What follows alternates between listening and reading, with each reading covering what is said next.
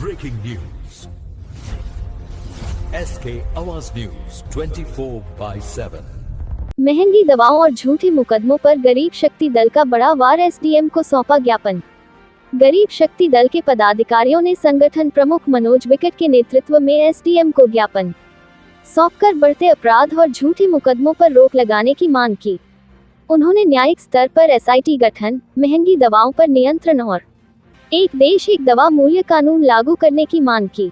मनोज विकट ने आरोप लगाया कि महंगी दवाओं के कारण गरीब मरीज इलाज से वंचित हो रहे हैं, जिससे चोरी, डकैती, ठगी और अन्य अपराध बढ़ रहे हैं। ज्ञापन सौंपने वालों में संजय सक्सेना, एडवोकेट गिरीश चंद्र सक्सेना, मोहम्मद नासिर हुसैन, मोहम्मद रफी, रेणु रावत और मुर्शीद शामिल रहे। एसके आवाज संवाददाता अमरजीत की रिपोर्ट। श्रीमान, आप सबसे पहले अपना नाम और पद बताइए। मेरा नाम संजय सक्सेना एडवोकेट है, मैं प्रदेश महासचिव हूँ। जी, क्या कहना चाहते हैं जो आप ज्ञापन दे रहे हैं, इसके विषय में क्या कहना चाहेंगे? हरिशमेंट केवल गरीबों का होता है, अमीरों का नहीं होता है। अध्यक्ष जी ने जो कहा है इसके लिए स्ट्रगल अध्यक्ष जी कर रहे हैं और करते रहेंगे,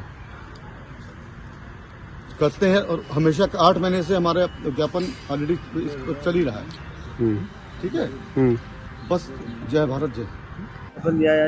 मनोज विकट नाम है और आज हमारा बरेली में पूर्व की मांग जो हमारी 6 महीने पहले से चल रही है, बरेली समेत भारत के सभी जिलों में न्यायिक एसआईटी का गठन होना चाहिए, जो अभी तक नहीं हो पाया है।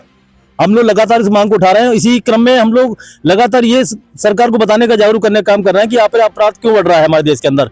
तो इसी क्रम में हम लोग विकल्प देते हैं और उसको बड़े सुझाव देते हैं सरकार को कि आप इस पर ध्यान दीजिए। इसी क्रम में आज हमारी जो मांग, क्रमिक मांग है, वो दा है हमारी, जिसके तहत हमने सरकार को ये बताने का काम किया कि भारत के जो संविधान, हमारा ड्रग्स एंड कॉस्मेटिक कानून एक्ट जो है 1940, इसी प्रकार जो फार्मा एक्ट है, रूल्स हैं जो 1945 और 1948, साथ ही एनडीपीएस कानून जो 1985, जिसका आज हमारे देश में बहुत उल्लंघन चल रहा है। हमारे देश में जो एक महंगी दवाई जो है, महंगी दवाई और अपराध का जटिल संबंध है, उनके बीच में सीधा संबंध है कि अपराध क्यों बढ़ रहा है।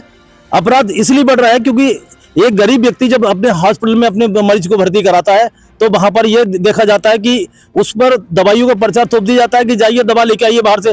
तो ऐसे में जो दवाई लेके आता है वो तब जिसके पास पैसा होता है वो ले आता है, जिसके पास पैसा नहीं होता नहीं लेके आ पाता है। तो वो आखिर क्या करे, अगर बेरोजगार है पैसा कहाँ से लाएगा।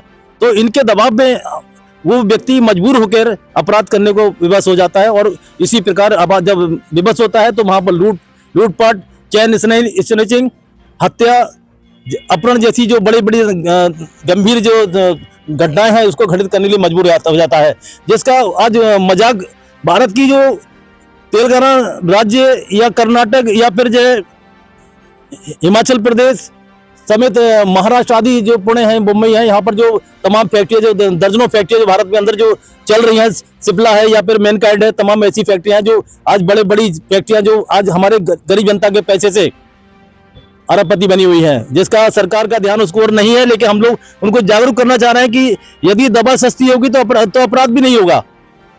तो इसी को लेकर हमारा ज्ञापन है। हमने देश सरकार से मांग की है कि जो देश का कॉन्स्टिट्यूशन है, जिस देश की जो रूल्स हैं जो मेडिकल लाइन के, उस पर ध्यान दे और एक देश एक मर्ज दवा कानून का हमारे देश में लागू करें। यह हमारी मांग इस बार ज्ञापन से चल रही है। जय हिंद, जय भारत।